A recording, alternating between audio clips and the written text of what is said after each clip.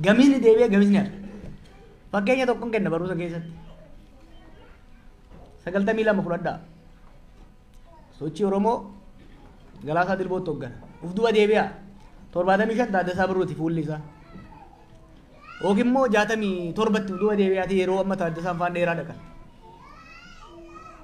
Taaddasaan dheeraa dhaqee alagaa jalatti bulaa jirta. Alagaan si saamaa jira. Afaan keetii fi aadaa kee si ukkaamsaa jira. Yoo jeeni qonnaan bulaan dheeraa qonnaan bulaan Arsii fakkeenya baay'een barbaadu. Maaliif siis ofii irboo safara? Maaliif mana murtiitti bakka araddaatti si maabaloo dubbata? 92 Galaasaa fuutanii dheeraa yoo geessitanii waanuma Taaddasaan jeessan yoo inni kaja'u taate uummanni hin dhaga'u. Maaliif Shinaabaachoo Difaambaachoon achi irboobsisoo guuraan jiran? Maaliif simaabiloon hin jiru afaan isaatiin kalee afaan ormaatiin dhiitama amma afaan ormaatiin dhiitamuu eegalee jechuudha. Now what to? This confusion is very important. Gaagama crisis qabsoo Oromoo keessatti 92 irraa kaasee probably hanga 2014 qabsoon qeerroo eegalutti gaagama mooraa qabsoo Oromoo keessatti uumamteef 91 akkaataan itti mootummaan deebii Oromoo gaafii Oromootiif deebii itti kenne murteessaa ture jechuudha. 2018 waggaa fudhanne ammas challenge biraa keessa seenne. Qabsoon Oromoo dhiibee sirnicha kuffise. Amma rakkoo guddoo seenne. 75 74 91 Orma irratti qabsoofne kan aangoo irratti deebi'es Orma. Sirni cunqursaa kanuma Ormaati jechuudha. It is an repression by the other. Kuma lama kudha saddeet Orma irratti qabsaa'uu akka hin dandeenye taane. Keenyumatu mataa mootummaa qabate jechuudha. Maaliin jechuun jira? Hariiroon mootummaa Itoophiyaatii fi hariiroon ummata Oromoo jijjiiramas itti fufaas deemte waan ajaa'ibaati. 75 jijjiirama dhufe lafti amma tokko Oromoof hin deebi'e. Oromoo fi mootummaan garuu diina ta'anii itti fufan. Oromoon security threat Ethiopian state ta'ee itti fufe. 95 91 shoora qabsaa'ota keenyaatiin fi saboota birootiin sirni darguu kufe. Gaafiin Oromoo hamma tokko hin deebi'e. Irraa sharafamee deebi'e.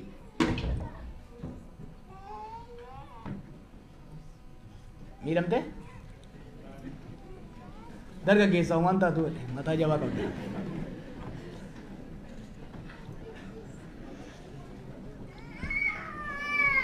So, sirriitti akkana hubattan hin barbaada. Maaliif this is fundamental gara fuulduraa yoo adeemtu taate waan kan hubachuu. Hariiroo the relationship between Ethiopian state and the Oromo continue to be securitized despite so many changes. 95 lafti deebinaanis diinummaan mootummaa Itoophiyaatii fi ka Oromoo hin jijjiiramne mootummaanis Oromoo akka diinatti ilaalu Oromoonis mootummaa akka diinatti ilaalu itti fufe. 91 gaafii silaa ijoo Oromoo jedhamu hammi tokko hin deebi'e. Garuu Oromoonis mootummaa akka diinatti ilaalu itti fufe. Mootummaanis Oromoo akka diinatti security threat itti ilaalu eegale. Itti fufee jechuudha. Jijjiiramni jira beeka. Hamma tokko lafti deebite. Hamma tokko gaafiin afaaniif gaafiin naannoo deebi'e 91. 2018 Orma qabsoofne Orma ofirraa kaafne keenya ol baafne.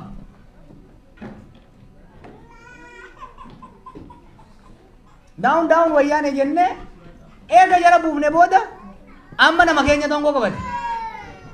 Yet hariiroon Oromootii fi mootummaa Itoophiyaa diinummaadhaan itti bu'e. Kun wanni Dr. Gammachuun jedhu rakkoon Itoophiyaa Oromoodha rakkoon Oromoo Itoophiyaadha jedhu kanarraa ka'aa jechuudha. Kana erga ta'ee gara fuulduraa naanna'u irratti waan kana sirriitti hubatanii fireem gochuun barbaachisaadha.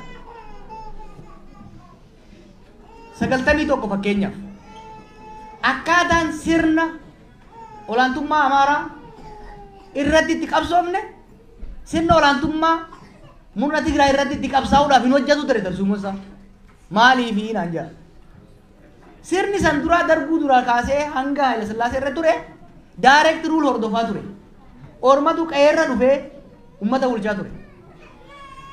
Direct rule ture. More French style ture.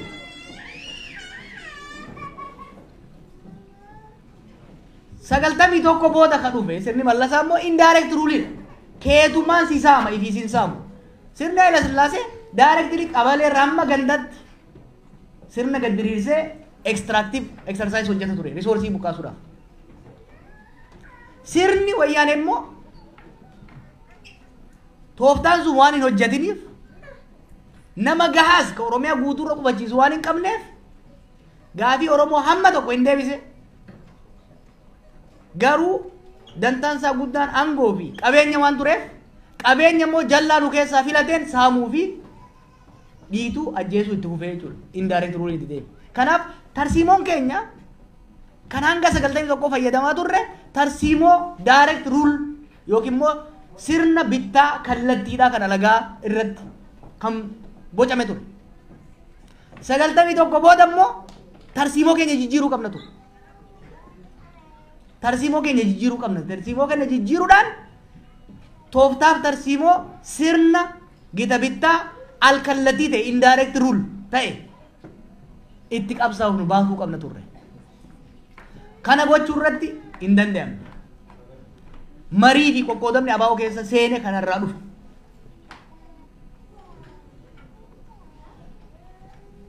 Fast forward to 2018. Laaftutti hin ilaalina. Akkaataa sirna amma dura sirni amma immoo fundamentaalii jijjiirama guddaa jira. Hubadhaa isin jee hiriiroon mootummaa Itoophiyaatii fi the state Ethiopian state fi Oromoo diinummaa irraa hin jijjiiramne. Garuu akkaataa humni aangoo qabate itti bitu tarsiimoon mootummaan the state the way the state tries to handle the Oromo question strategiin isaa jijjiiramaa dhufe. 2018tti nama keenya aangoo qabate. Dura hamma san duraatti gita bittaa ormaa jala turre kolonii ormaa jala turre kana jechaa turre mi jaran. Amma immoo waan jibbannullee dhabne maaliif orma jala hin jirru. We must understand kana sirriitti hubachuun barbaachisaadha. Gara fuulduraa deemne yoo jennu taate dubbiin 2018 booda hariiroon sirnichaatii fi uummataa diinummaa ta'ee itti fufus tooftaaf tarsiimoon sirnichi ittiin deemu kan sirnoota amma duraatirraa adda ta'uu hubatuun barbaachisaadha. Takka jeen irraa bu'a. 75 sirni darbuu gaafii lafaa deebise. Gaafii belbeltuu yeroo sanii gaafii lafaa turte deebise. Gaafii belbeltuu gaafii lafaa turte deebise. Eega gaafii belbeltuu deebise maaliif Oromoo wajjin diina ta'e itti fufe? Maaliifi sababni isaa Oromoon gaafii paakeejii ta'e qaba. Gaafii sadii jenneera amma dura. Abbaa biyyummaa jalatti kan deebitu. Eenyummaa ofii kabachiisu. Qe'ee ofii irratti qabeenya ofii irratti abbaa ta'u mootummaa isaa ta'uun filachuu. Mootummoonni dhufaa dabraan garuu kana keessa takkuma qofa. Takka irraa nusa ishii fuudhanii deebisaa deeman. Kanaaf Oromoon gaafii deebite sanii hin gammadaa hin dammaqa. Taafte sanii immoo qabsoo isaa itti fufa. Qabsoo isaa itti fufuun sun immoo mootummaa san ni darara. Kanaaf hariiroon diinummaa. The securitization of the relationship between Oromo and the Ethiopian state continued. Kumala 91tti gaafii ijoo Oromoon yeroo san ittiin socho'aa ture warra dura turtallee beeytanii gaafii Oromiyaa dhaabuu gaafii afaan ofiitiin barachuu ni deebise. Garuu gaafii guddicha tokko hin deebine. Maaliif Oromoon Oromiyaa dhaabbachuu barbaadeera, afaan ofiitiin barachuu, aadaa fi guddifachuu barbaadeera. Garuu waan tokko barbaadeera san caalaa. Oromiyaa fi irratti ifiin bulchuu barbaade. Afaaniif aadaa fi ifiif guddifachuu barbaade. Kana gochuudhaaf immoo mootummaa ofii qabaachuu qaba ture. Mootummaa ofii filate. Sirnichi immoo hamma tokko irraa kennee mootummaa kennuuf dide. Kanaaf hariiroon diinummatu. The way the state functions is very interesting. State only yang kun afaan Oromoo waan hin jirree fi mootummallee miti government miti state. 2018 gaafiin guddaan nuti oofaa turre sirni alagaa kufuu qaba. Sirni Oromoo dhufuu qaba jennee deemne. Inuma dhufe. Nama Oromoo aangoo irra nu kaa'e sirnichi. Sirna Oromoo garuu ijaaruu hin dandeenye. Maaliif Oromoon kan gaafate ormi akka nurraa ba'u barbaanne irra garuu nama nu barbaanne nama nu filanne sirna nu filanne kan nu bulchu barbaanne. Sirnichi abbaa irree nu kenne jechuudha. So unfortunately hariiroon mootummaa Itoophiyaatii fi ummaticha gidduu jiru hariiroo diinummaa ta'ee itti fufe. Kana sirriitti hubatanii deemuun barbaachisaadha. Akkamitti haa deemnu? Bakki irraa ka'uu qabnu tooftaaf tarsiimoon mootummaa Itoophiyaa Ethiopian state jijjiiramuusaa akka duritti alagaa irratti orma irratti qabsaa akka hin jirre keenyuma irratti akka kalee agaaziin hin jiru sirni darbuu hin jiru amma kan jiru keenyumatu keenyaan wal lola jechuudha. Kun nama baay'eedhaaf liqanfamuu diiduu danda'a miti. The state has reinvented again using our own men and women.